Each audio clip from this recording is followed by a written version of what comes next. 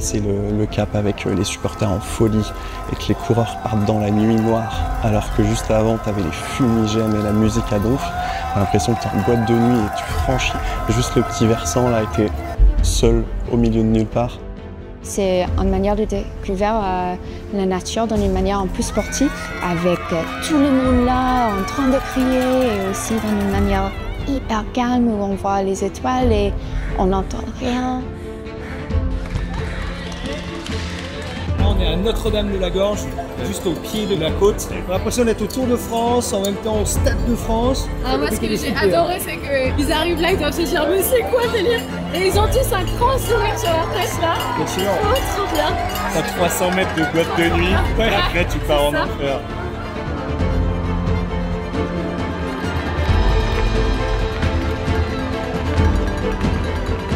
Maintenant, on enchaîne et on va partir sur le PC course.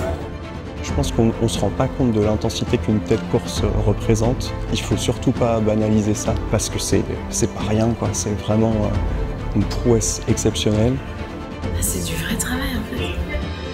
On essaie vraiment de faire déborder ça aussi sur les autres courses de notre circuit.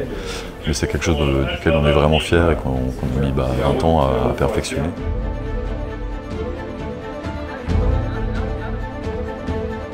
Pour moi, je pense que le meilleur moment, c'était le moment le plus calme. C'était le moment d'être avec Courmayeur et de voir les premières qui étaient en train d'arriver. On voit juste avec les assistantes, c'est dans cette zone très calme de prendre des décisions dures de est-ce qu'ils vont continuer le course ou non. C'est intense, c'est un vrai privilège d'être partie de ce moment.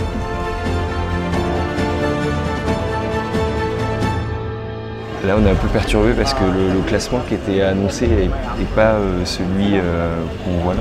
Et moi, ce qui m'impressionne, c'est la vitesse à laquelle ils exécutent chaque mouvement. Ils sont quand même très calmes, je trouve.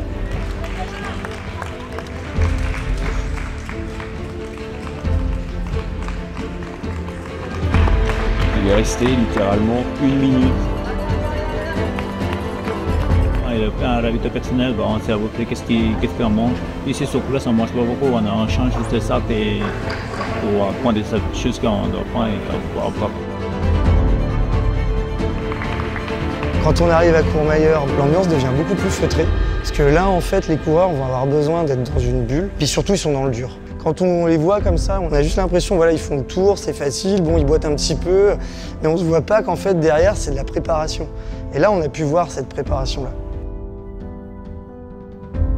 Je pense quelque chose qui était vraiment différent dans cette expérience, c'était pas une expérience, c'était du genre avec énormément d'expérience et ça c'était seulement possible avec Get Your Guide. Et Get Your Guide a créé quelque chose vraiment unique et presque inimaginable.